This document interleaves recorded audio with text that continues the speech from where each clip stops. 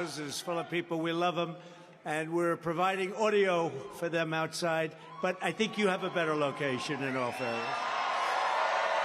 Hello, South Carolina. I'm thrilled to be back in this incredible, beautiful state with thousands of proud, hardworking, God-fearing American patriots. That's what you are, American patriots. You know, the last time I was in this arena was a time, very good time in a sense. The country wasn't doing well. By the way, compared to today, it was doing great. You know, we had a border problem, but that was like a peanut. We solved that problem pretty quickly. That was like a peanut problem. Remember, I came out, I said, the border, they're having problems. They've got rapists, they've got thugs, they've got this. And everybody said, what horrible things. We were right about that one, too. What we said was nothing by comparison to the fact, but what we have now is a total disaster. This is far, far worse. And, you know, we solved that border problem. We solved that border problem, and in 2020, where we got millions more votes, by the way, just for those that are interested. But we solved that border problem, and I said, let's talk about the border. They said, sir, nobody cares about the border because you've solved the problem. I said, no, don't they want to listen? So I talked about the border. Nobody cared about the border because we solved the problem. But we were in here at the beginning of 2016 in the same arena, in January of 2016. Think of that. And so I guess it's a lucky arena, and we're going to see if it's lucky or not. We're going to see if it's lucky or not. Because they steal and they cheat and they do a lot of bad things, but we're going to win this. We're going to win it bigger than ever before. There's never been a more important time. Tomorrow you will cast one of the most important votes of your entire life. And honestly, we're not very worried about tomorrow. We want to aim toward a time called November 5th. That's what we need, November 5th. Got to beat crooked Joe Biden, if it's going to be him. I don't know if he's going to make it to the starting gate. I don't know about that, Henry. Is he going to make it to the starting? Henry would know. Has he been a great governor, by the way? He's been great. That was a big part of the equation. I said, I'm going to move her out, make him governor. I like that. And I did you a big favor. But we're going to have a gigantic victory here in South Carolina. We're going to show crooked Joe Biden and the radical left Democrats that we are coming like a freight train in November. Right?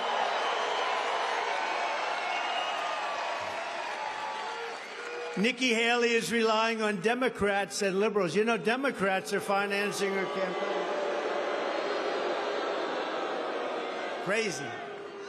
It's called the crazy world of politics. No, the Democrats are financing her campaign. One of her biggest supporters is a radical left Democrat who made some money with the internet. A very bad guy, actually, but he's a Democrat. And those are the ones putting up money because they damage us. The biggest supporters she's got right now are the Biden supporters, the Biden bundlers, the Biden cheaters. They're the ones that are doing it for Nikki. So if you don't want the ultra-left to meddle in this primary, and I think they're going to try and end it, who the hell wants Democrats voting in a Republican primary? What is that about? What is that about? Don't worry, you're going to swamp them. You're going to swamp them.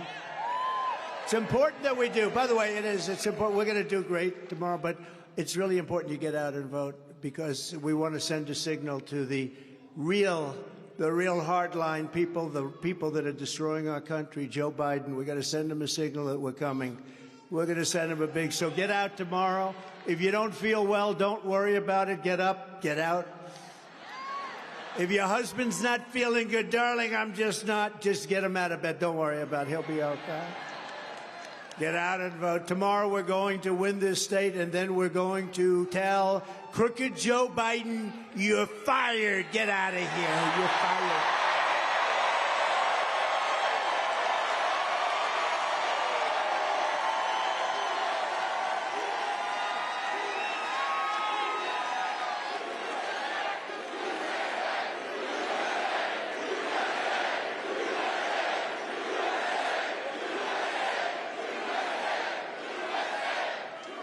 You know, it's amazing. There is more spirit now than at any time anyone has ever seen in any campaign. You know, we're 9 months away.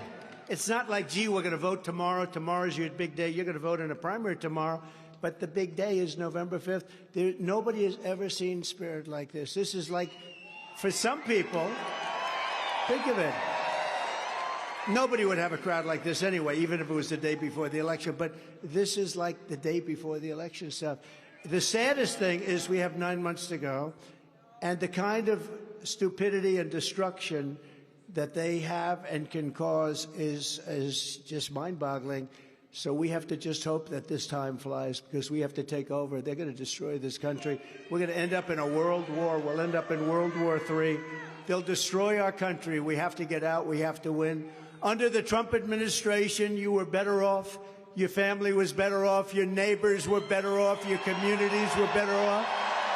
And our country was far, far, far better off, that's for sure. America was stronger and tougher and richer and safer and more confident. Think of it, we've lost our confidence as a country. How about that? You know, I've said that in a lot of speeches, we've lost our confidence. What a horrible thing to attribute to our country, that we've lost our confidence, and we will. We have no leadership. We're not respected any place in the world.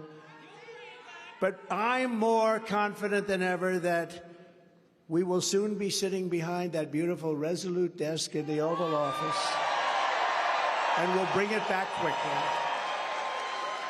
Because together we built the greatest economy in the history of the world. It was the greatest economy in history. Nobody's ever seen anything like it. With the biggest tax cuts ever recorded, bigger than the Ronald Reagan, and we like Ronald Reagan, but we beat him out on the tax cuts. The biggest regulation cuts, the record energy production like never before, and rising wages for Americans of every race, religion, color, and creed. Never did so well. We never did so well. Under crooked Joe Biden, it's been 3 straight years of total economic warfare and welfare and stagnation on working American families. Think of it, they had essentially 39% increase in inflation, 39. So think of this, no matter how well you did, you didn't do that well. That means you fell behind the 8 ball, because the inflation that he caused, primarily because of his stupid energy policies, windmills all over the place. Let's put up windmills all over. Let's do, you know, windmills, it's the most expensive energy anywhere in the world. You can't do more expensive than wind, aside from the fact that they kill the birds, they kill everything around them. You know, it's the Green New Scam. It's part of the Green New Scam. But they had, think of it, a 3-year inflation rate essentially at about 39, if you include everything. They like to say, well, we're not including food, minor things like rent, food, energy. Under my leadership, you had virtually no inflation. Under Crooked Joe, you had energy prices reach the highest level in history, the history of anywhere. That's a good idea. We'll be here for a while. Let's just enjoy it. Sit down wherever you can. Whoever has a seat, sit down. I'm very honored. Don't worry, you'll be standing up soon. You'll be standing. You know, speaking of standing up, behind me, I just see them. These are incredible women. I don't know about the husbands. I don't know what's on with the husbands, because so this is, I think it's about the 115th time, and they come from a place that's not too far away. You do like North Carolina, right? They come from North Carolina, so it's, you know, they travel to Texas, California. Oh, there they are. There's some more over here. There's our husband. Finally, I see our husband. But these women are unbelievable. They love our country. And at least for this one, they didn't have to travel very far. So that's very nice. And then over here, we have Front Row Joes. I think it's 125. I don't know what they do. I know they're rich, but I don't know what they do. But we love all of you. You're great American patriots. Thank you. And by the way, the Vietnamese delegation. I don't know what it is about Vietnam, but they do like me. Thank you very much. Thank you. And we like them. Thank you. They travel me. They travel with me all over. You know, I must be too soft on Vietnam because you like me too much. You like me too much. Thank you very much. I agree. They want freedom. That's right. Under Biden, gas prices have reached $5, $6, and even $7 a gallon. In some places in California, they've gone up to $8 and $9. 3 years ago, under my leadership, we had energy independence, and we were soon going to have energy dominance. All over the world, we're going to be dominant. We have more liquid gold under our feet than any other country. Think of it. And we don't know what we're doing with it. I had gas prices at $1.87 a gallon. Wouldn't that be nice?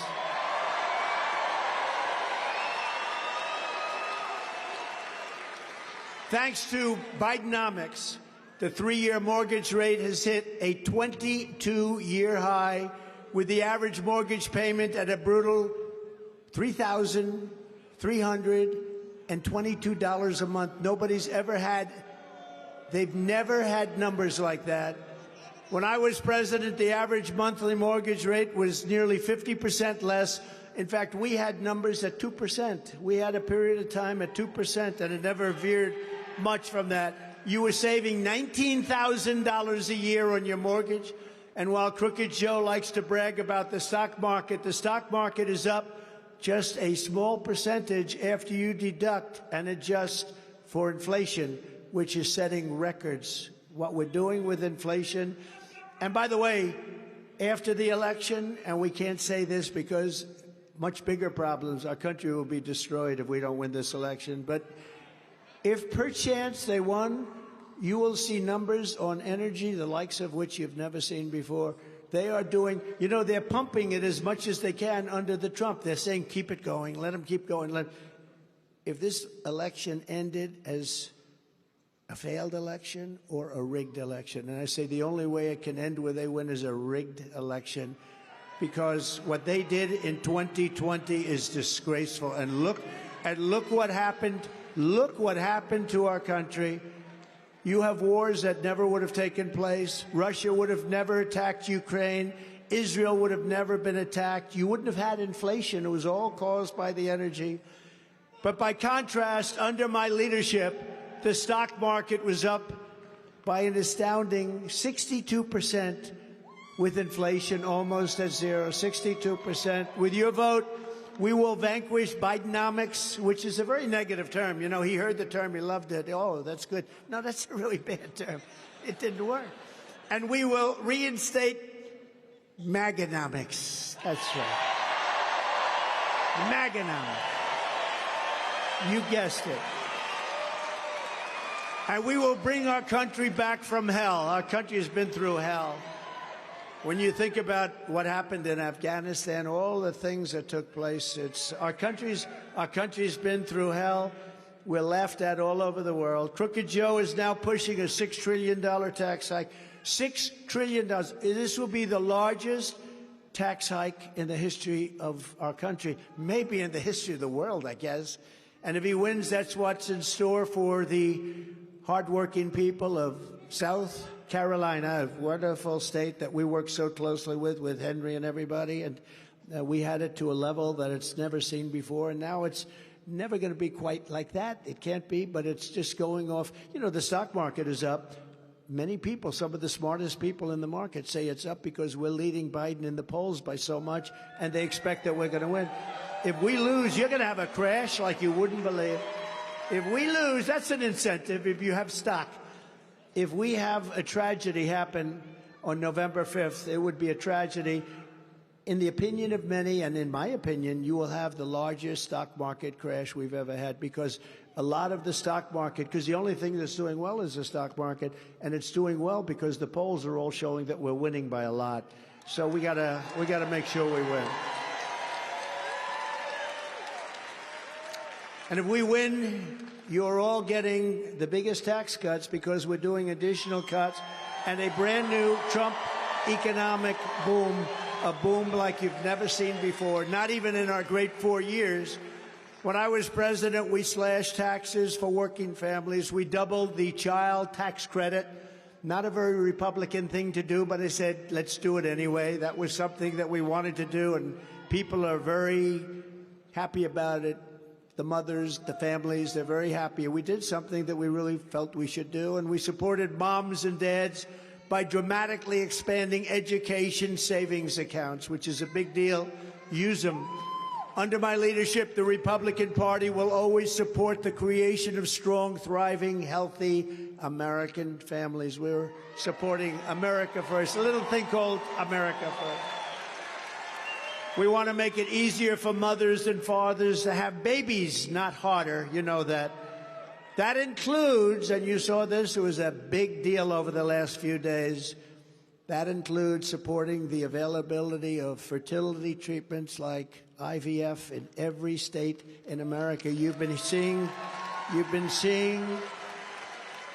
Alabama.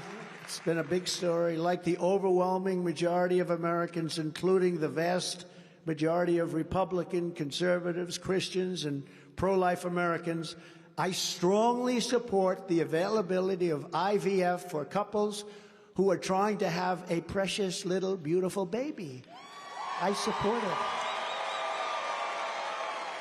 And today I'm calling on the Alabama legislature to act quickly to find an immediate solution to preserve the availability of IVF in Alabama, and I'm sure they're going to do that.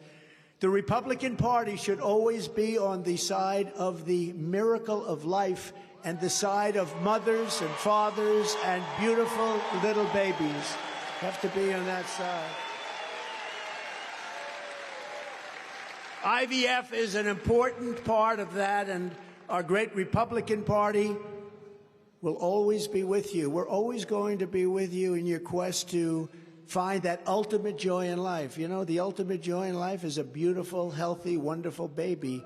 So we are with you, and I wanted you to know that. And a lot of Republicans call me. I put that message out on a thing called Truth Social. Has anybody been tuning in lately?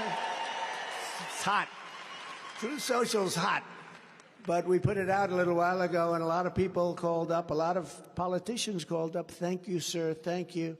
And that's the way we feel. So we're going to be with you all the way, and you're going to see things. We want to help. I mean, it's a very big subject, frankly, very complicated and very big, but we're with you all the way, and I think there are a lot of happy people in this room. Most of you know exactly what I'm talking about, but thank you very much. Most of you know exactly what I'm talking about. Crooked Joe Biden is not the only massive tax hiker in this race. You also have a person, oh, she's so bad. She said, I will never run against our president. He has been a great president. He is one of the greatest presidents ever. I will never run. I promise you, I will never, ever run. 3 years later, how about that? 3 years later, she goes, ladies and gentlemen, I've decided to run now. What happened? Do you ever see the clips? We have about 12 clips. I will never run against our president. He is one of the greatest presidents ever. Little bit later, no, don't use the name Bird Brain. That's not. Please, madam. Please, madam, don't use the name Bird Brain. No, we got to win this. We have to win big. We have to show, again, supported by the Democrats. Supported and funded by the Democrats. Republicans aren't supporting her. They don't like her, and they don't like her policy. She's essentially a Democrat. I think she should probably switch parties. Probably she should switch parties. But you have a Nikki Haley who tried to double your gas tax here in South Carolina. Remember, she said that's not true. But then we put up clips. No, she tried very hard, and she also supports a 23% national sales tax, which basically equals election death. You know what that is, right? You can't get elected when this stuff comes out.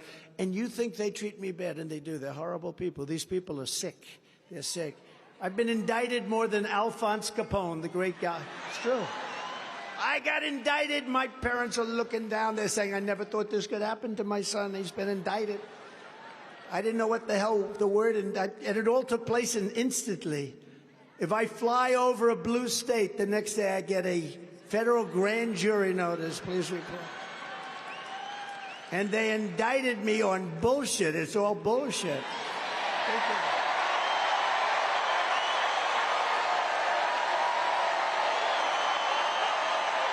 Crazy.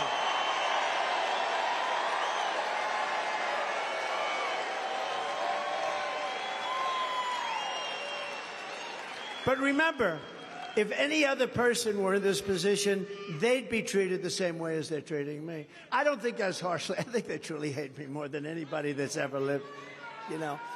It's all because we won an election, 2016, that we weren't expected to win. Now, I expected to win it. All of you expected. We'd go to rallies with a 50,000, 52,000, 68,000, 101,000. We had our rally.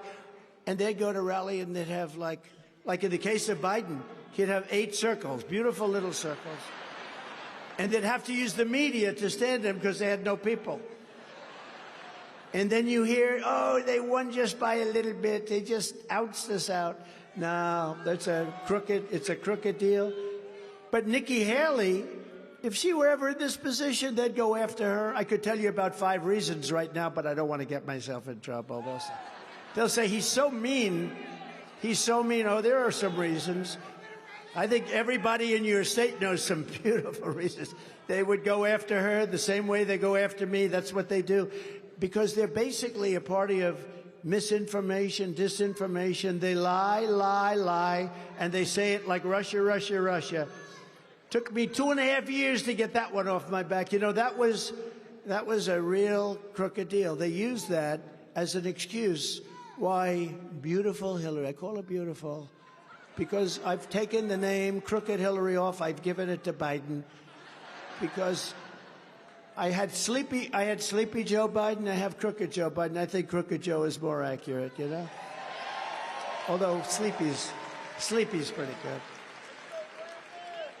Nikki Haley is not in this race to fight for you. She's in the bidding for big donors, or maybe she wants to get a contractor on CNN. You know, did you see their ratings? Uh-oh, there go the CNN cameras off. Why did I do that?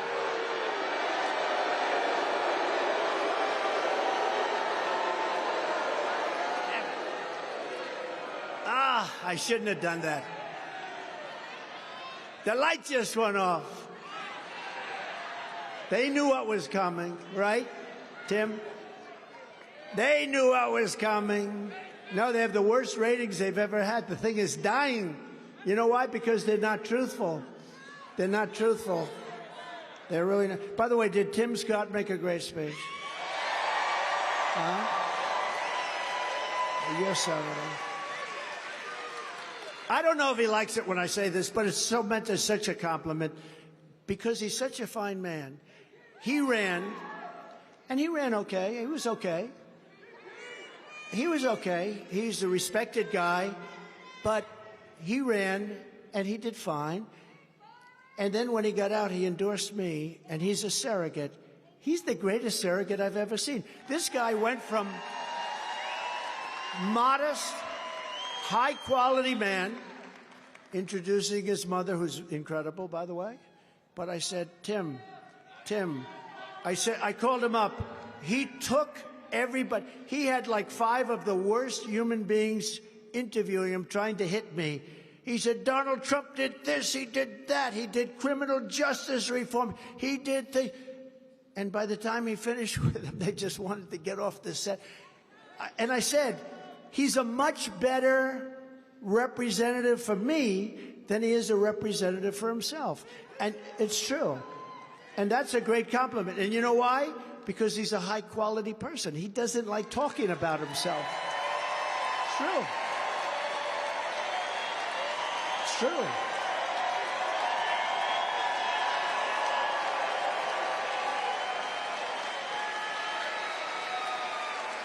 I love that. No, I came into an arena 3 weeks ago, big arena. You know, we won in Iowa in a record. You know, Nikki, this guy, Nikki, she loses to Biden in virtually every poll. She has one poll that's so old now, the paper is turning, and nobody ever heard of the poll. She loses to Biden in all the polls. But forget that. This guy, I want to get, he's far more interesting. So we won Iowa in a landslide, in a record, the likes of which has never been seen. In fact, we took the record and they doubled it. We won by that margin. We then went to New Hampshire. We got more votes than anybody in the history of New Hampshire, the New Hampshire primaries, which they've been around a long time. And I heard Nikki today said, yeah, I lost 2. No, she lost 4, because she lost the Virgin Islands, which she tried like hell to get. We won that, too. A lot of people don't know that.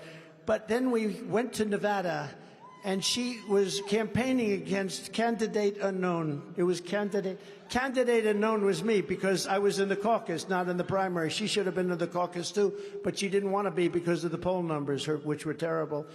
I got 99.6% of the vote, 99.6.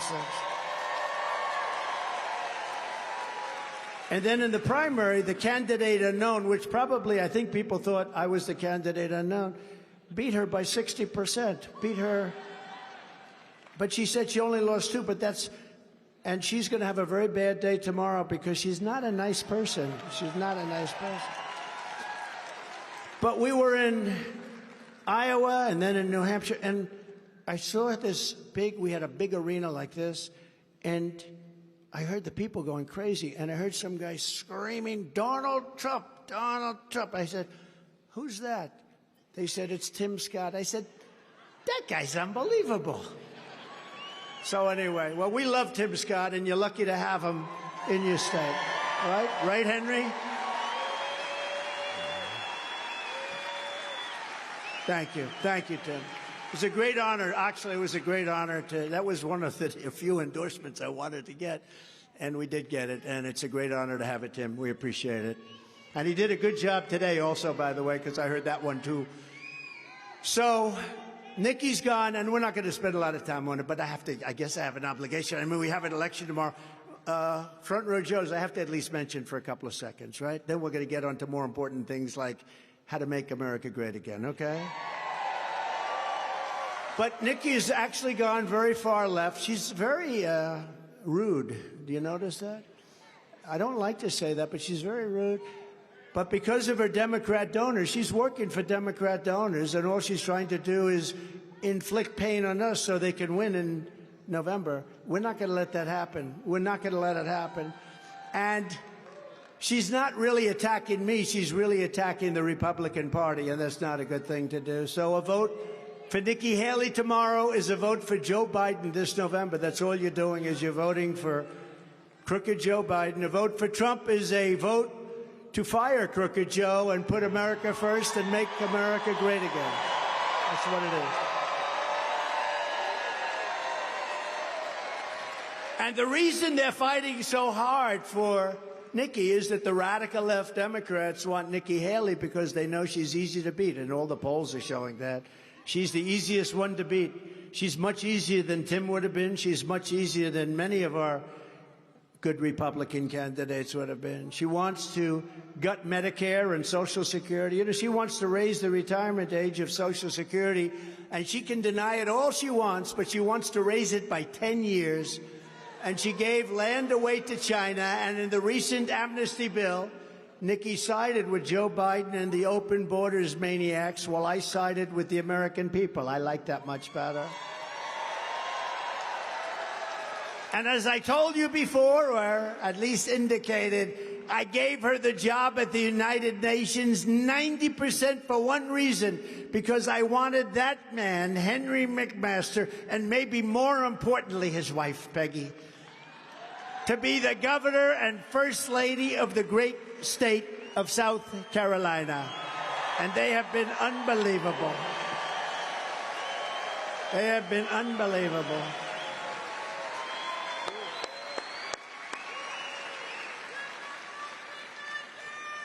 And just in finalizing it out, but because this is kryptonite, Mitt Romney is kryptonite. You know, a certain senator, a very, very good senator, I won't mention names, but I backed him and he took a tremendous lead. And then time went by, and 3 months later I said, by the way, how's he doing? A certain great state. And they said, sir, he's up by 40. And then 40 points, that's a lot. That means it's over. And then a month went by. I said, everything okay out there? No, sir, he's actually down by 2 points. I said, he lost 42 points? What happened? Well, people said he was friends with Mitt Romney. I said, Mitt Romney is kryptonite. You can't be friends. So I found out it wasn't true, and I went on a rampage. And we ended up getting him elected. He won quite easily. We had to convince people that he was not friends with Mitt Romney. Mitt Romney is a disaster for the Republican Party, and now he's gone. You know, we're getting rid of a lot of these people that are so bad. And you remember the clip when she was at a podium, and she actually was with Romney and somebody named, I'm sure you haven't heard of him, Barack Hussein Obama. Have you ever? Right? Barack Hussein Obama. You ever hear, remember Rush? Rush Limbaugh, the great Rush, can never be replaced. Sean Hannity told me that he can never be replaced, Rush Limbaugh. But he used to talk about Obama. He wasn't too friendly to Obama. But he'd always introduce him, ladies and gentlemen, Barack Hussein Obama. He would scream that middle name out. And we do miss Rush, don't we, though? We gave him the Presidential Medal of Freedom, right? Mr. Wall over there, stand up. The nicest suit I think I've ever seen.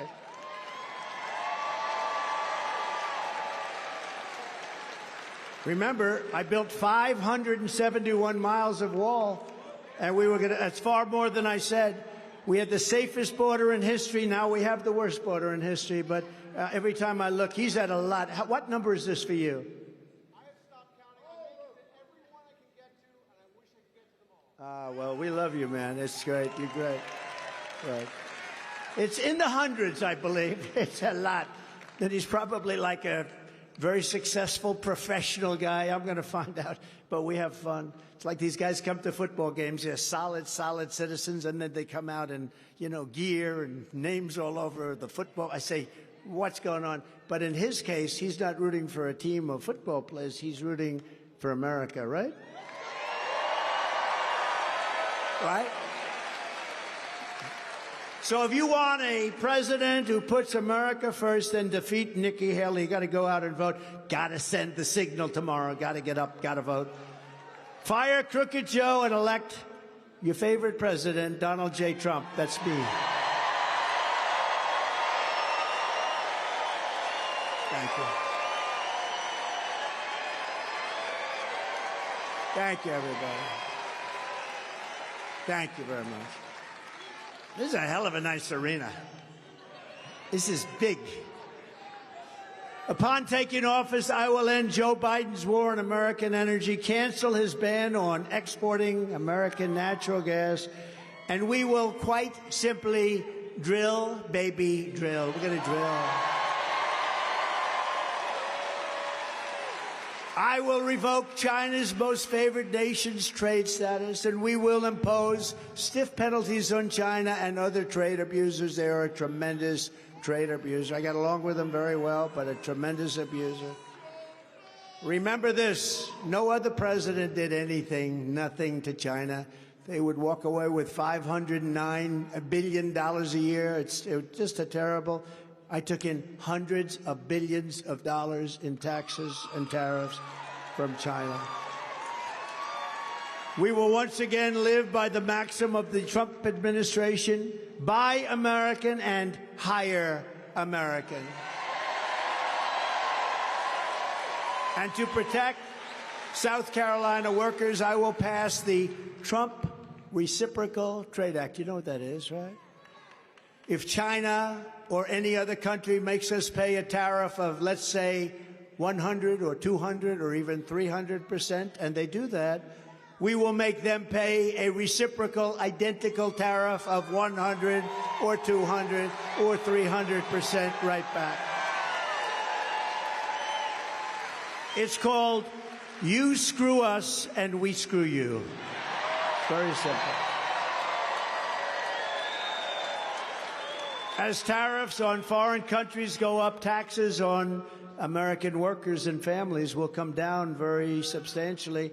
You know, last night I was making a speech in a very nice area. I was going, and we were in Tennessee, and a man came up to me. He owned a big metal company, collects metal and manufactures metal. And he had tears in his eyes, strong guy. You could see he's lifted plenty of steel. But he came up to me and he said, "Sir, I just want to thank you.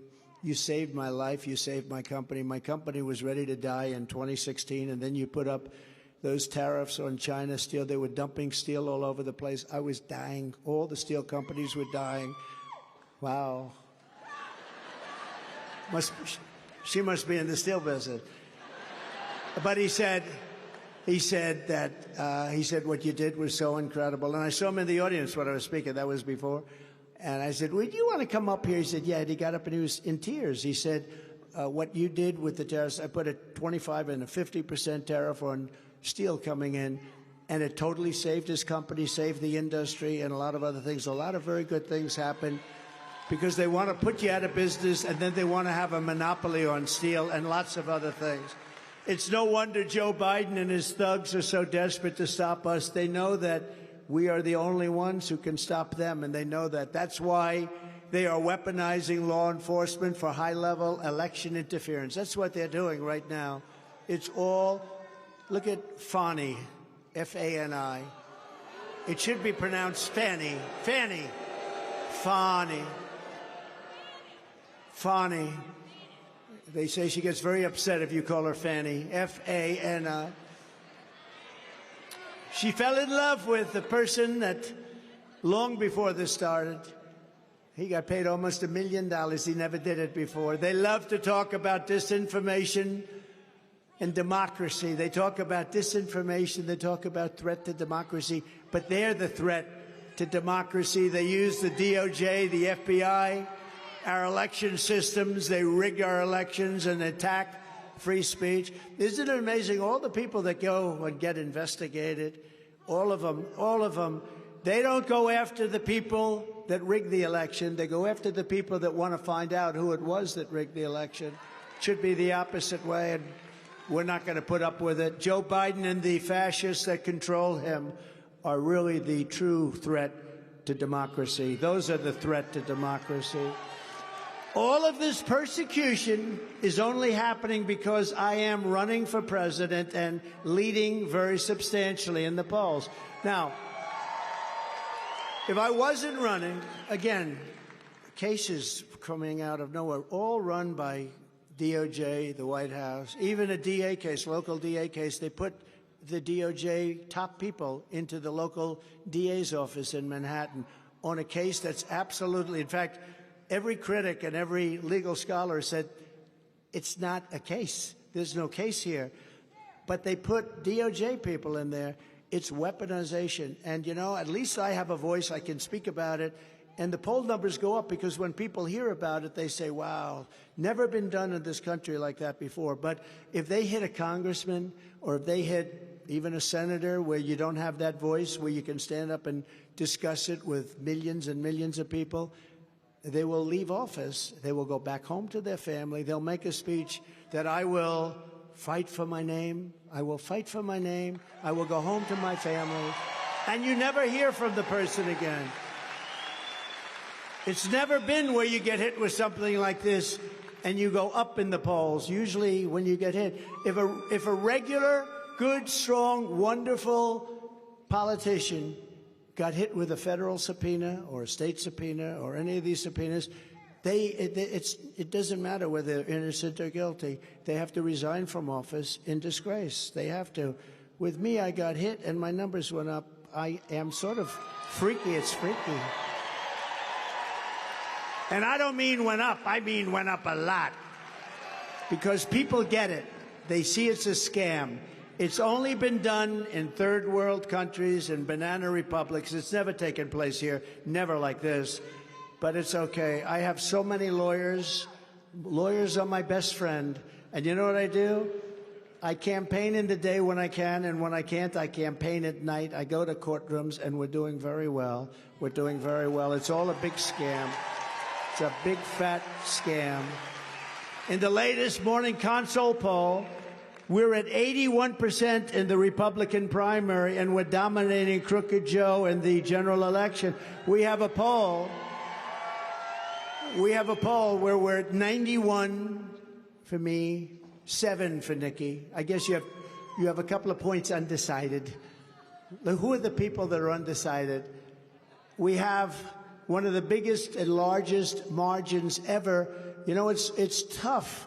A Republican has a tougher path, actually, because the Democrats, like a friend of mine called up, they said, I see you're up 11 points, Washington Post, 11 points on Joe Biden. He's not a political person, but he's a very smart person, made a lot of money, very successful. He said, how come you're only up 11 points? You should be up like 40 or 50 points. The guy can't put 2 sentences together.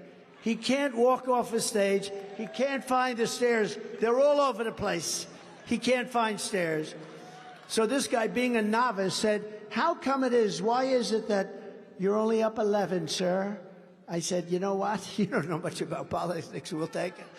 In fact, our lead against Biden is the largest that we've ever had. It's 6 and 7 and 9, 10, 11, and we have won at 14 points. That's a lot. The radical left Democrats rigged the presidential election in 2020.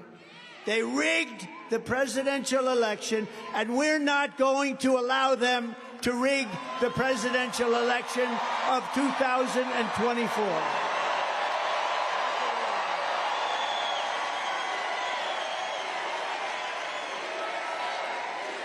Thank you. Thank you.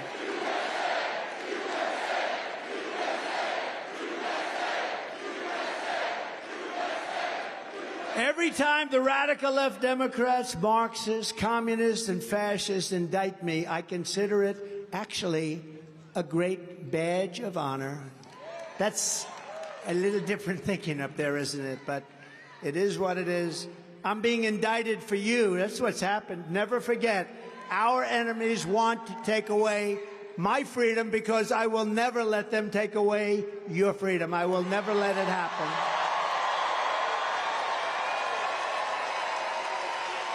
They want to silence me because I will never let them silence you. And in the end, they're not after me. They're after you. I just happen to be standing in their way. Thank you. It's true.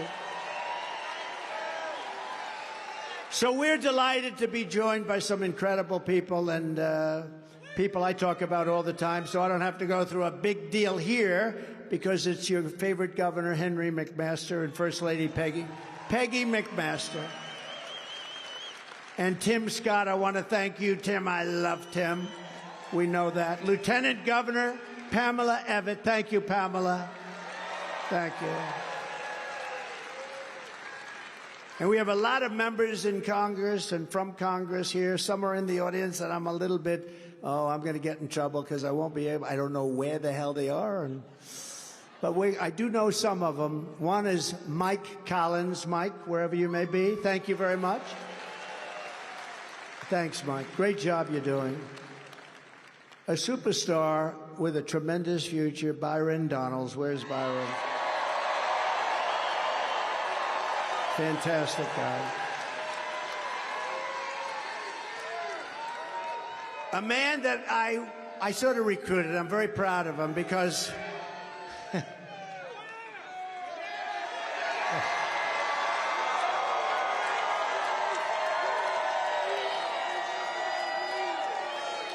thank you. They like that guy.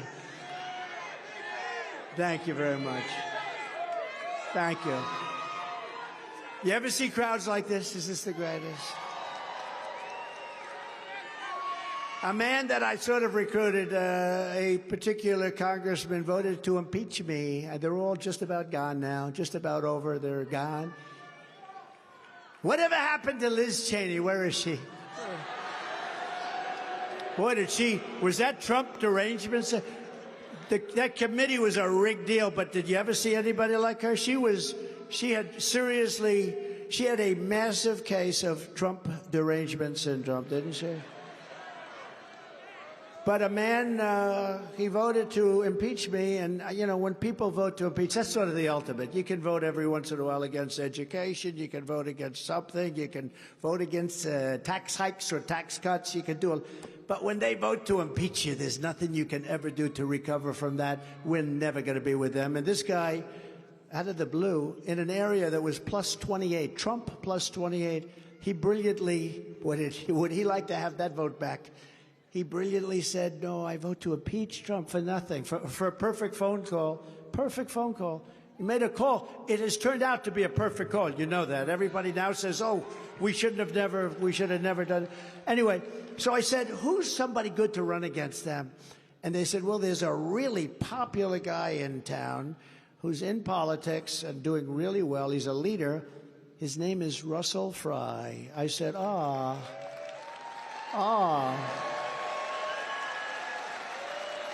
And I called him up, and I said, I heard you're doing well. Yes, sir, I am. How would you like to run for Congress? I gave him about a 1 minute. How long did that interview last? About 20 seconds on the phone. I said, well, I hear you're great. Why don't you run? And then he had to go and prove his stuff, right? And he really proved himself, and I just appreciate it. Russell, you've been incredible, doing a great job. He wiped that guy out. He actually, at the time, won by the biggest margin in the history of Congress. There's never been somebody that lost so big, because usually if somebody's going to lose that big, a sitting congressperson, they usually drop out before the election. He didn't drop out, only to be surpassed by Liz Cheney. She lost by the biggest. Liz Cheney lost by the biggest margin, so you only had that title for about 11 months, right? You've done a great job. Thank you very much. A woman who is extremely shy, but a woman who stands up, and I will tell you, she's a fighter. I know about that. She's a fighter. And when you get her on your side, you're both lucky and smart. And she really has. She's been a real good fighter for us, and she's somebody who's done a very good job. And I'm very honored that she's here, and she's been to a couple of our rallies. And she does. When she sets her sight on something, she's tough. And that's what we want, Nancy Mace. Thank you, Nancy. Thank you. Thank you, Nancy. Thank you. Great job. Now, a really shy person, a person that, I mean, honestly, she's a good person. She's been with me for so long. She's been with me in good times, in bad times. If times are bad, she'll call me up and say, don't worry about it, sir, you're doing great. And if times are good, she'll call me up twice. But she's a fantastic person. She's a very smart person and very respected in Congress. A lot of people don't know how respected she is. Marjorie Taylor Greene. Marjorie, thank you.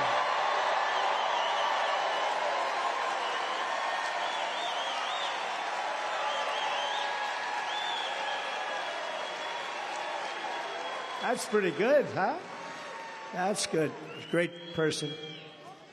Another warrior that's with you and very successful, William Timmons. Thank you, William. Did great.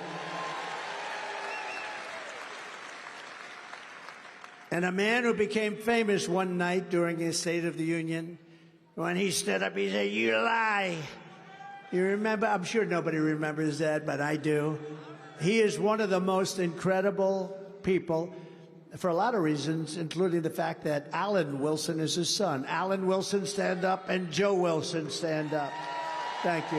Look at that. Look how they get along. Look how, two great people. Thank you both. Thank you. It's a great family. State Treasurer Curtis Loftus. Curtis, thank you very much. Thank you very much. And somebody that's done an incredible job in North Carolina with all the theft and all the cheating and everything else. In Pennsylvania, I was leading by so many. It was over 73% of the vote. And all of a sudden, there was this big dump. Where did it come from? And they said, oh, you're no longer leading, you're tied. And then it went on, and it was disgraceful what happened. And likewise, other states. But in North Carolina, that lead never wavered. It just kept going on and on and on. I said, why isn't it happening in North Carolina? Oh, that's right. You have a lot of friends here from North Carolina. Why isn't it happening?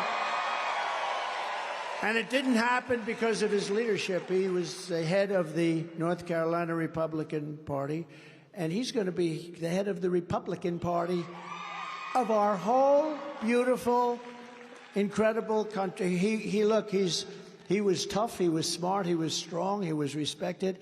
He understands voter fraud probably better than anybody. Michael Whatley, North Carolina. Thank you, Mike. Thank you. Great job. I said to Michael, I said, we don't need any votes. All we have to do is guard the vote. You know what guard the vote means. And I don't mean vote early, vote late. I don't mean vote on Tuesday or vote 2 weeks. That's all fine. I mean, we don't want ballots being dropped that are fake. We call them counterfeit ballots. That's what we don't want. And he'll stop it. Thank you very much, Michael. He's the best guy there is.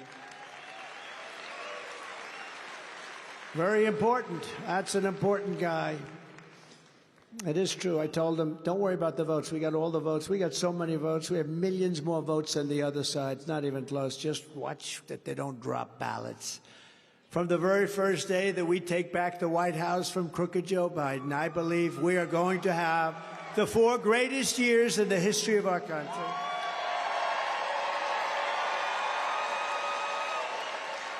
In our first term, we appointed over 300 federal judges, a record, and 3 great Supreme Court justices.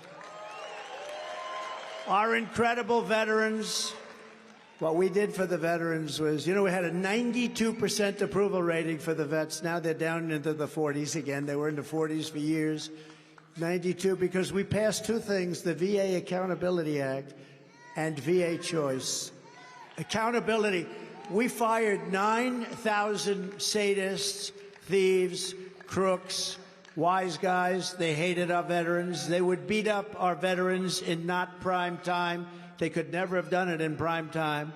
But they were sadists. We had 9,000 people, and because of the civil service laws, you couldn't even think about firing them.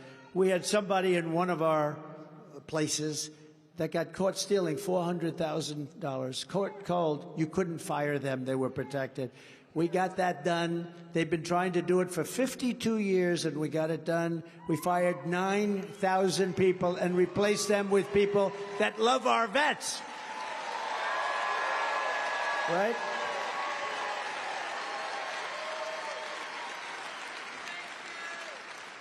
And the other is choice. We were having people stand online sometimes for 2 months, 3 months, 4 months. You know, we have great doctors in the VA, but a lot of administration problems they had.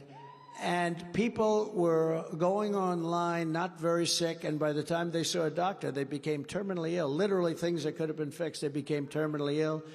And we did choice, which they've been trying to do for 52, 53 years. They couldn't get it passed in Congress, and I got it passed in Congress, VA Choice, where if you have to wait more than 24 hours, you go to private doctors in the community.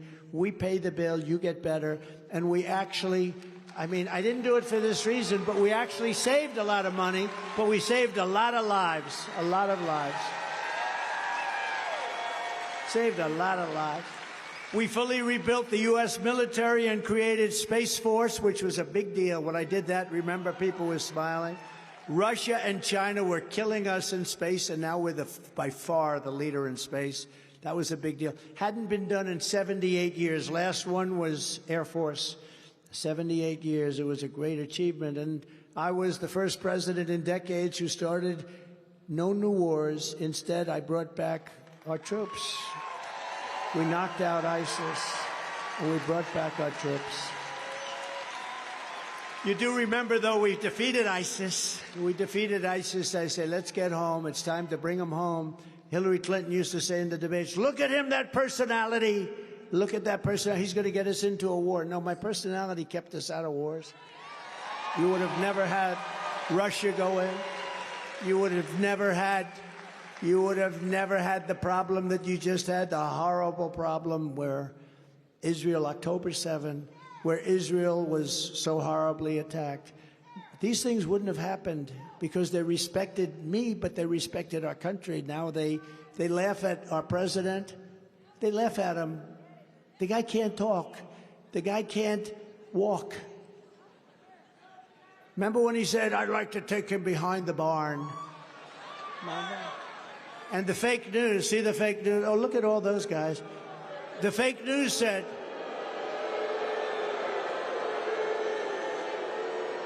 I want to take him behind. Remember that? He said, I want to take him behind the barn.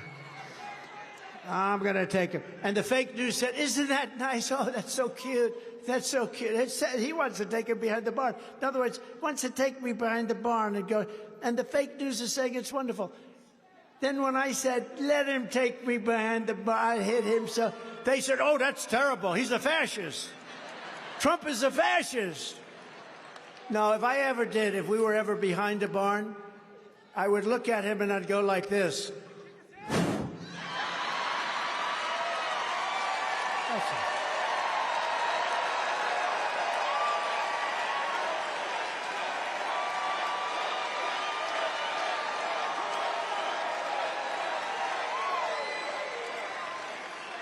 Before I even arrive at the Oval Office shortly after we, not me, we win the presidency, I will have the horrible war between Russia and Ukraine settled. I will get it settled. People dying by the thousands. Horrible thing. Under the Trump administration, we will return to peace through strength. That's what we had. They respected us all over the world. 3 years ago, we had the most secure border in U.S. history.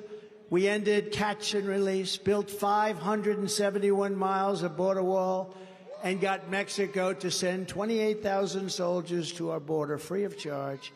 You think that was easy to get Mexico to give us 28,000 soldiers free? Free. I got them to give a lot. There was no mechanism. Remember, I used to say we'll get Mexico to pay for a big portion of the wall. Well, this cost them more money than the wall. And it wasn't easy, but I said, if you don't do it, we're going to put tariffs on all your cars. We're going to do numbers on you like you wouldn't believe. Sir, we would love to send you 28,000 free soldiers. Under Biden, we now have the worst border in the history of the world. No one has been hurt by this invasion more than our black and Hispanic populations. And also, it's true. No, they're taking your jobs. They're taking your jobs. They're taking your slots on education. Black and Hispanic populations have been hurt more by this travesty where millions of people, the number is really going to be 18 million people by the time this guy gets out of office. And you know who else is being hurt very badly? The unions. The unions are being hurt very badly because you have unions that have justifiably over the years and years, people have worked there and they're earning good wages, sometimes very high wages. People aren't going to be paying 3, 4, 5 times when they can have this. Unions are going to be put out of business. So I don't know how a union can support a guy like Joe Biden. You can't support him. First of all, I don't even think he knows that people are coming in. You want to know the truth? The other day he said, we're thinking about doing something about strengthening up our border. It's about time. We got like 14 million people have come in. But no, I think that's all baked in the cake. That's all baked in. It's not they're actually, they are good, I have to say. They're trying to say, it's the Republicans' fault. You know what they do? Over and over. It's the Republicans' fault. I saw it the other day, first time. Like Russia.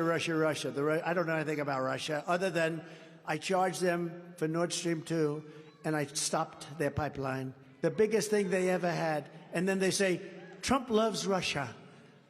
Putin said to me, if you're really, they say that, I'd hate like hell to have you as an enemy if you're supposed to be a friend of mine, because I stopped the pipeline, Nord Stream 2, going to take care of Germany and all of Europe. I ended it. And then what happened? Joe Biden comes in and he approved it. He approved their pipeline, but he closed down the Keystone pipeline. How do you like that one? And then they say, Trump loves Russia. No, I was the worst thing, and the sanctions I put on Russia, I was the worst thing that ever happened, but I did get along with Putin. That's a good thing. You know, getting along with these people is a good thing, not a bad thing. But we have nuclear powers. They're a nuclear power. We're a nuclear power. The problem is, we're nuclear powers. You have a number of countries that have massive nuclear capability. And we have a man that is unable to understand it or talk to people or know how to talk to people. If you look at his rhetoric before Russia going into Ukraine, you would say he's saying the exact opposite of what he should be saying, the exact opposite of what. And he has done a horrible job. He is the worst president in the history of our country. There has never been a president so bad.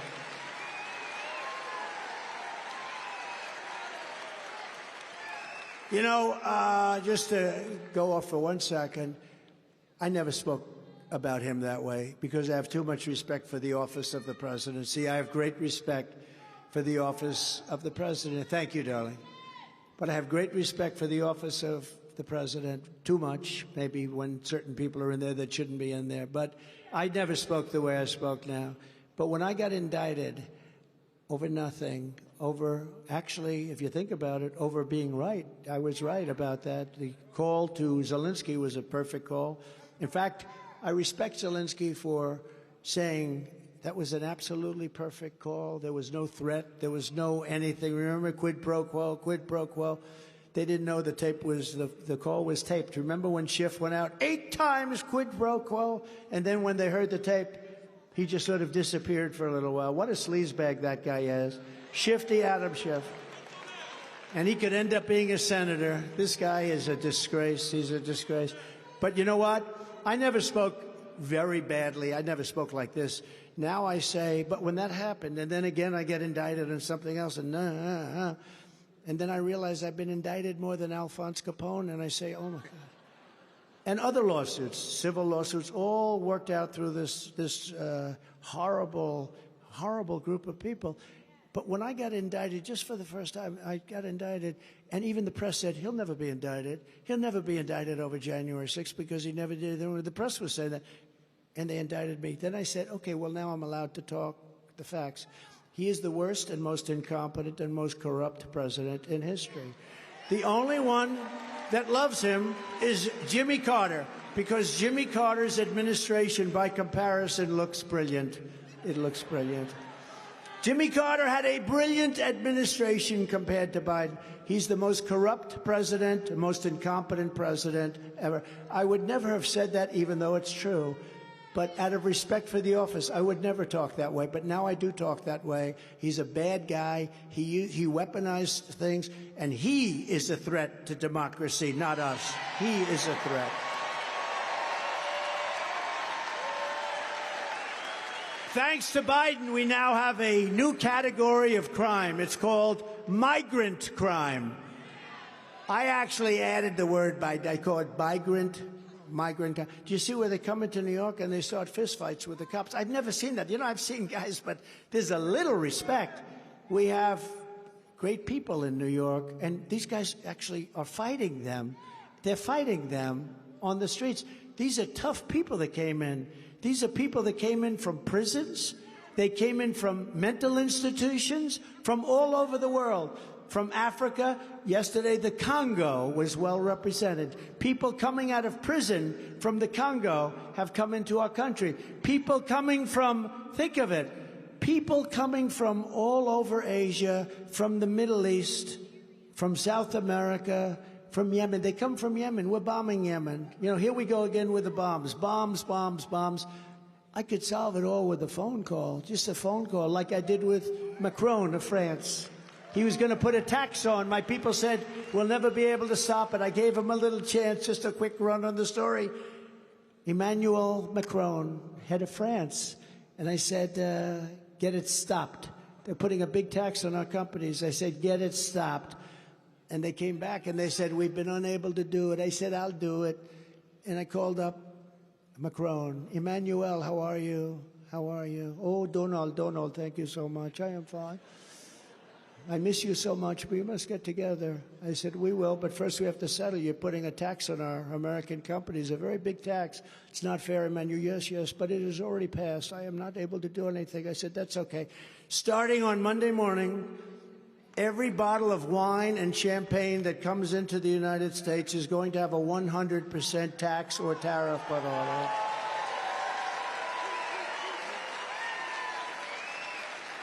No, no, no, Donald, you can't do that. I said, yes, I can. He goes, no way. I said, way. No way, way. And I said, here's the story. Call me back within 5 minutes. Let me know. He called me back in about 2 minutes. He said, we've decided not to place this tax on American companies. I did so much of that stuff, and I can't. It's so much. And I wish they were all recorded. I wish they were all recorded. I really do, because some of these conversations were classic. You would have seen what a great job we did. But you can do things that stupid people can't do. I mean, Biden doesn't think about, let's not bomb. Look, number one, you're killing a lot of people. On both sides, you're killing a lot of people. Each bomb costs approximately $1 million. Every time you see bomb, bomb, bomb all over the place, they're hitting the middle of the sand. They're all over the place. They don't know what they have no idea what they're doing. It's $1 million every time you hear a noise. Bing, million, bing, 2 million, bing, 3. It's such a disgrace. And it was that way when I came into office. Think of it. I got rid of ISIS 100%, got rid of the greatest terrorists in the world, Soleimani and al-Baghdadi, the greatest terrorists in the world. And we brought back our troops. We were pulling out of Afghanistan, but we were pulling out with dignity and strength, and we were going to be out. You know, they were there for 20 years, and the leader of the Taliban in Afghanistan, very tough guy, Abdul, I had a conversation because he was killing a lot of our people with sniper fire.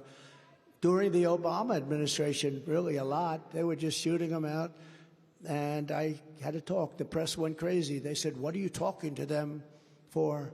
Why would you be talking to the Taliban? I said, because that's where the problem is.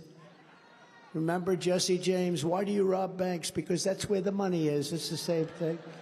Why do you rob banks, Jesse? That's where the money is, you stupid fool.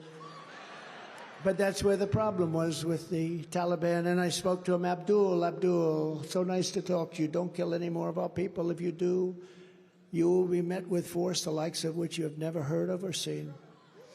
You know, that from that point forward, and we had a very good, tough conversation. From that point forward, we didn't have one, and Biden admitted this, and the people actually said, don't admit that. From that point forward, we didn't have one soldier, person shot at or killed for 18 months. For 18 months. And then we had the rigged election, and then they said we're going to leave, and instead of taking the troops out last, they said let's take the troops out first, and all hell broke out. And that was the worst. Well, it was a surrender, essentially. There was no surrender. They were so afraid of us, they wouldn't do anything.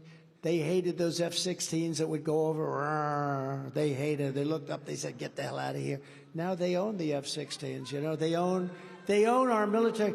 $85 billion worth of equipment, 13 dead soldiers, 38 soldiers who have been just so badly hurt, no arms, no legs. The face was just so badly hurt, nobody's ever seen. 5 years ago, you couldn't have saved them.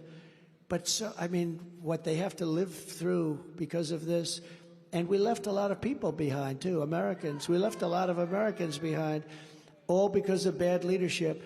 But if you ask that beautiful, probably 5 or 6 year old child right there, would you take the soldiers out first or last? He would say, sir, I would take the soldiers out last. These people took the military out first. And now everybody was defenseless. And I could just see Abdul. They go up to Abdul in his office. Abdul, the Americans have left. No, you fool. Of course they haven't. No, Abdul. And I could just see this conversation. And then they send somebody out to check and comes back, says, Abdul, he's right. The American soldiers have left. We were standing defenseless, and we didn't keep Bagram, one of the biggest military bases, one of the biggest, most powerful runways in length and in strength, 8 feet deep of concrete. We didn't keep it 1 hour away. Think of it, 1 hour away from where China makes its nuclear weapons. We didn't keep it.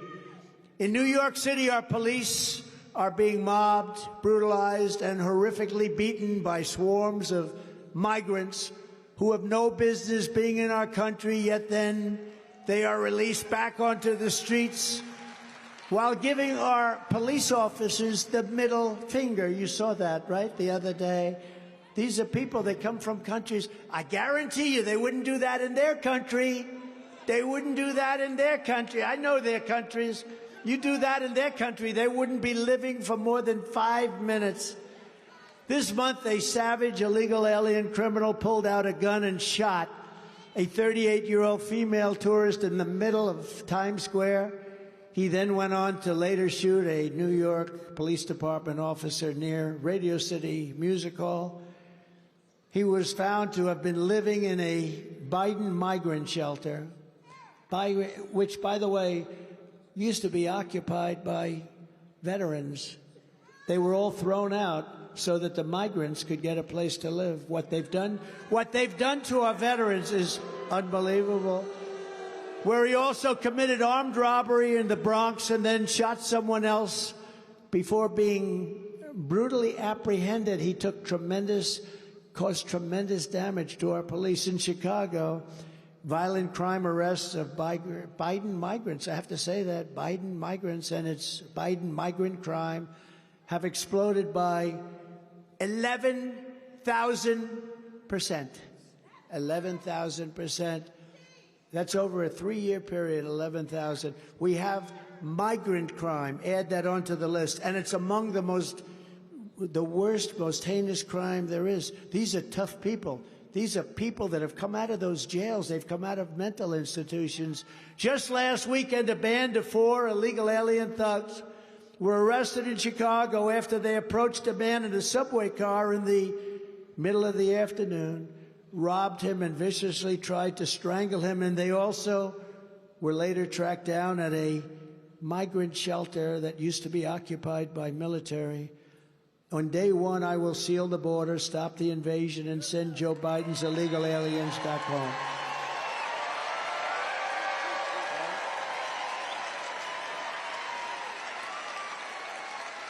I will terminate every open borders policy of the Biden administration, and we will begin the largest domestic deportation operation in American history.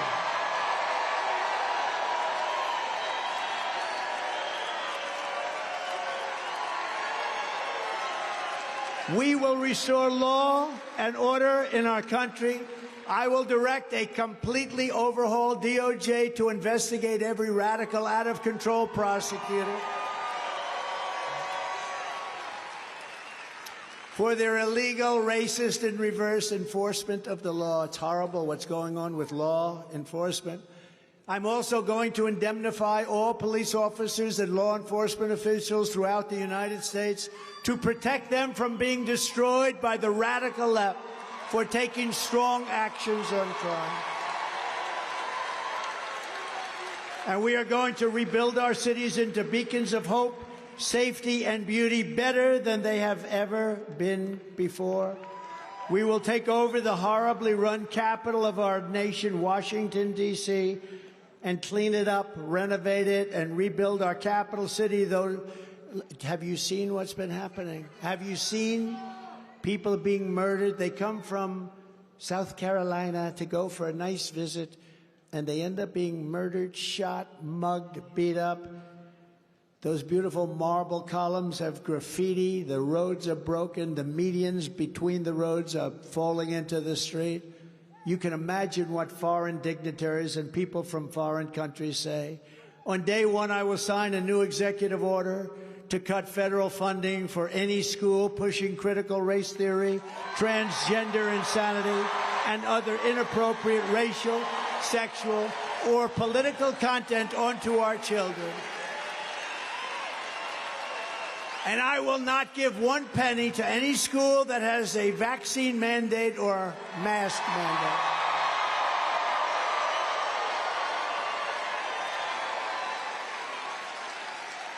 And something I find hard to believe that I even have to say, I will keep men out of women's sports.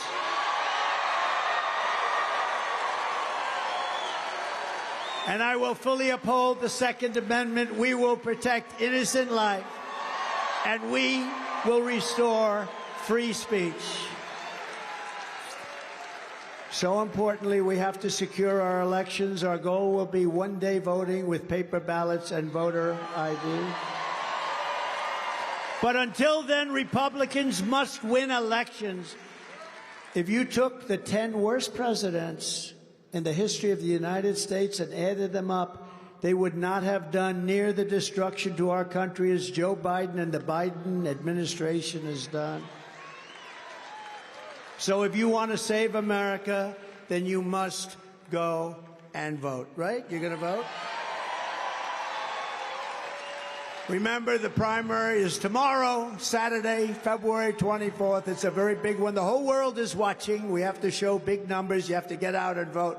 We're going to win it. We're going to win it big. We have to win it by margins never seen before. Bring everyone that you know. Details are, if you want, sc.donaldjtrump.com. They'll give you any information you want. So in conclusion, together we are taking on some of the most menacing forces and vicious opponents our people have ever seen. But no matter how hateful and corrupt the communists and criminals we're fighting are, you must never forget this nation does not belong to them. This nation belongs to you.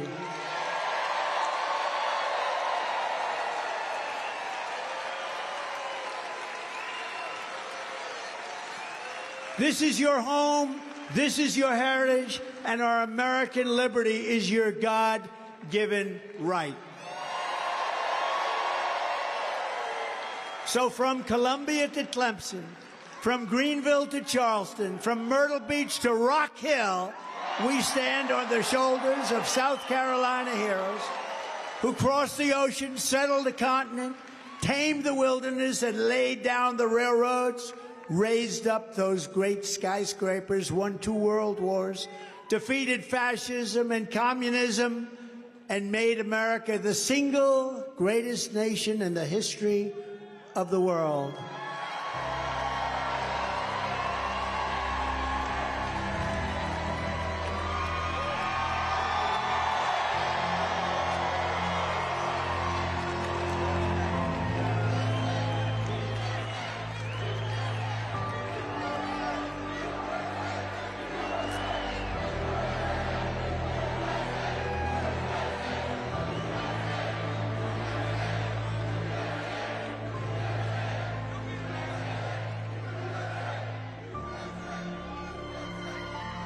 But now, we are a nation in decline.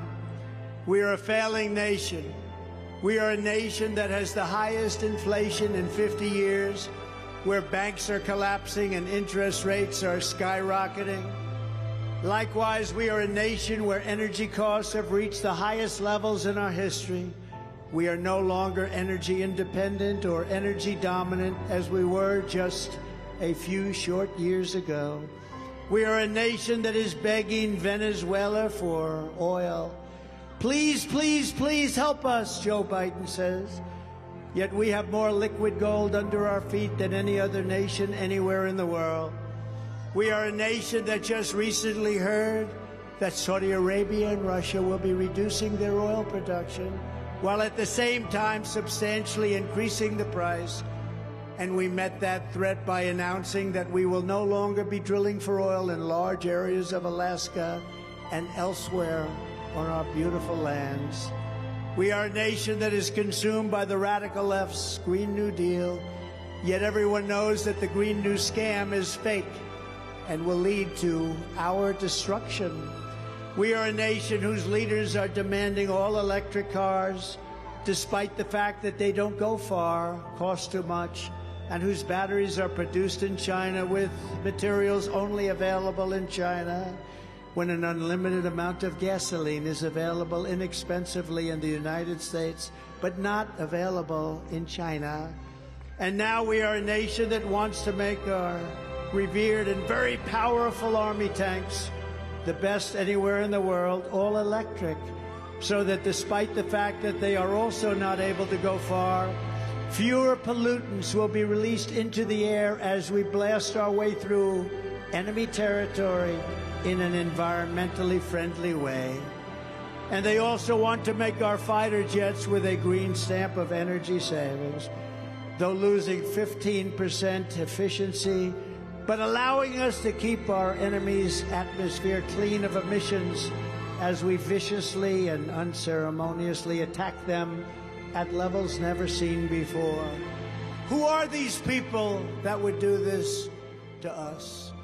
We are these people. We are these people. We are being led by fools.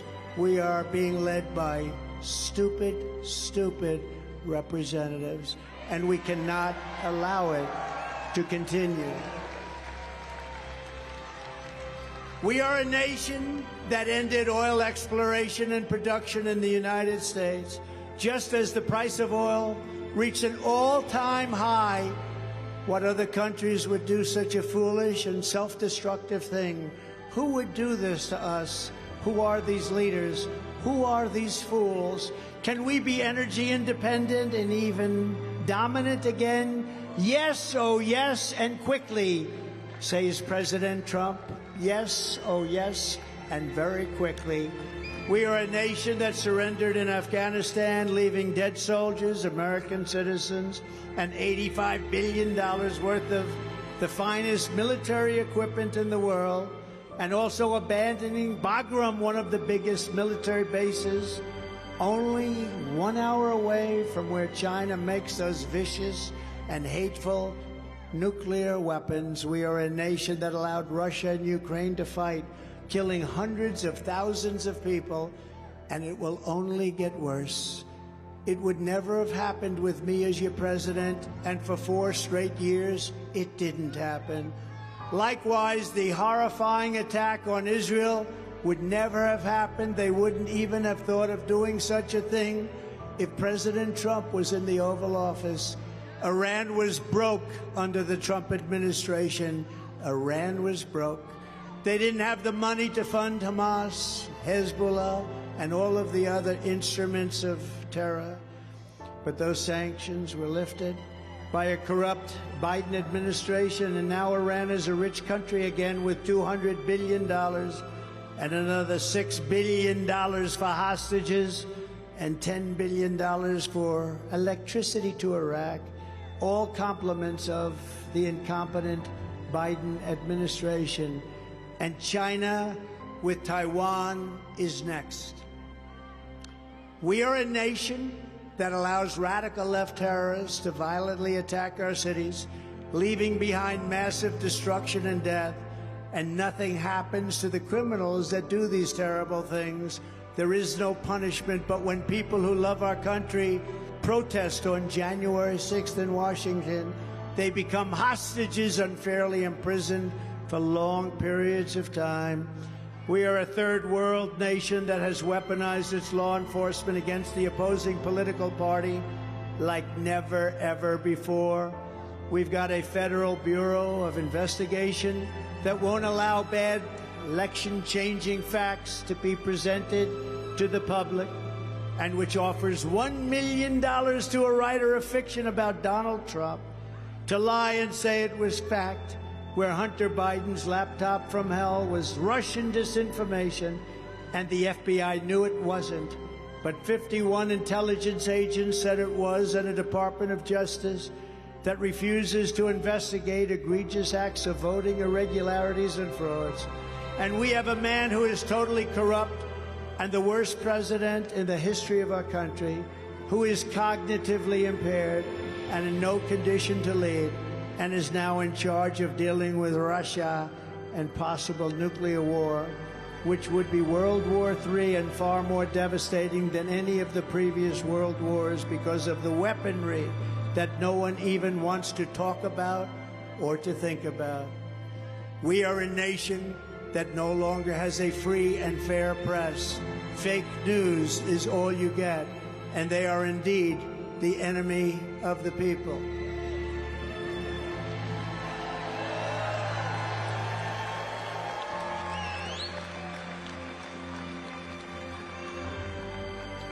They refuse, as everybody knows, to even discuss the Biden crime family, but enjoy covering the false indictments of Donald J. Trump, who has done nothing wrong except win an election that was supposedly unwinnable. We are a nation where free speech is no longer allowed, where crime is rampant and out of control like never before. We are a nation that is allowing Iran to build a massive nuclear weapon and China to use the trillions and trillions of dollars it has taken from us to build a military to rival our own. And less than 3 years ago, we had Iran, China, Russia, and North Korea in check. They respected us. They were afraid of us. They weren't going to do a thing against us, and everyone knows it. Now Russia and China are holding summits to carve up the rest of the world. And perhaps most importantly, we are a nation that is no longer admired, respected, or listened to on the world stage. They are no longer respected. Nobody wants to listen. We are a nation that in many ways has become a joke. And we are a nation that is hostile to liberty, freedom, faith, and even hostile to God. We are a nation whose economy is collapsing into a cesspool of ruin, whose supply chain is broken, whose stores are not stocked, whose deliveries are not coming, and whose educational system is ranked at the very bottom of every single list. We are a nation that just sold a once great company, United States Steel, to Japan, and we are a nation whose stock market's continued success is totally contingent on MAGA winning the next election.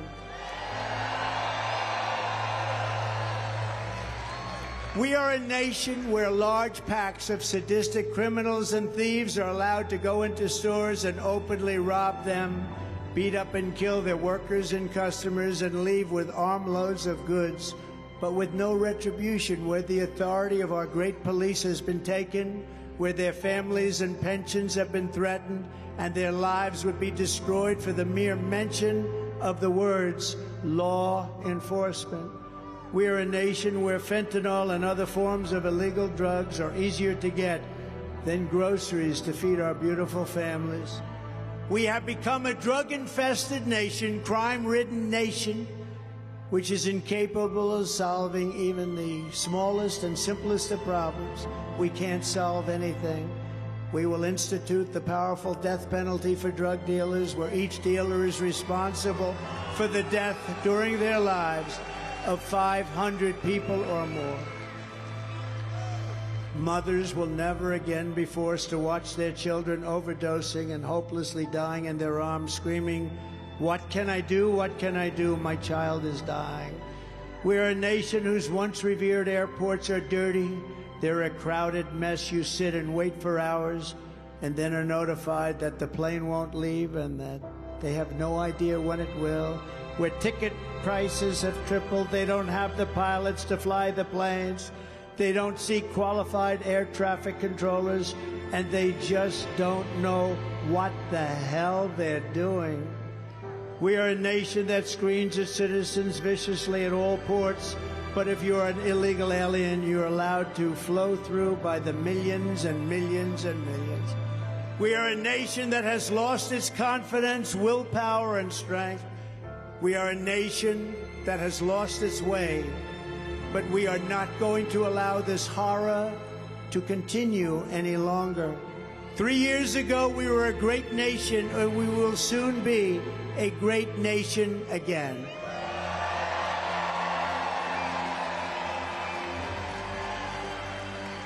It was the hard-working patriots like you who built this country, and it's the hard-working patriots like you who are going to save our country. We will fight for America like no one has ever fought before. 2024 is our final battle. With you at my side, we will demolish the deep state. We will expel the warmongers from our government. We will drive out the globalists. We will cast out the communists, Marxists, and fascists. And we will throw off the sick political class that hates our country. We will rout the fake news media. We will drain the swamp. And we will liberate our country from these tyrants and villains once and for all. Like those patriots before us, we will not bend, we will not break, we will not yield, we will never give in, we will never give up, We will never, ever back down with your support. We will go on to victory, the likes of which no one has ever seen before. We will evict crooked Joe Biden from the White House, and we will take back our country on November 5th, 2024. The great silent majority is rising like never before, and under our leadership, the forgotten man and woman will be forgotten no longer. We are one movement, one people, one family, and one glorious nation under God. We are a movement the likes of which this country and perhaps the world has never seen before. There has never been anything like this. And together we will make America powerful again. We will make America wealthy again. We will make America strong again. We will make America proud again. We will make America safe again. And we will make America great again. Thank you very much, South Carolina. God bless you all. Thank you. Thank you very much, everybody.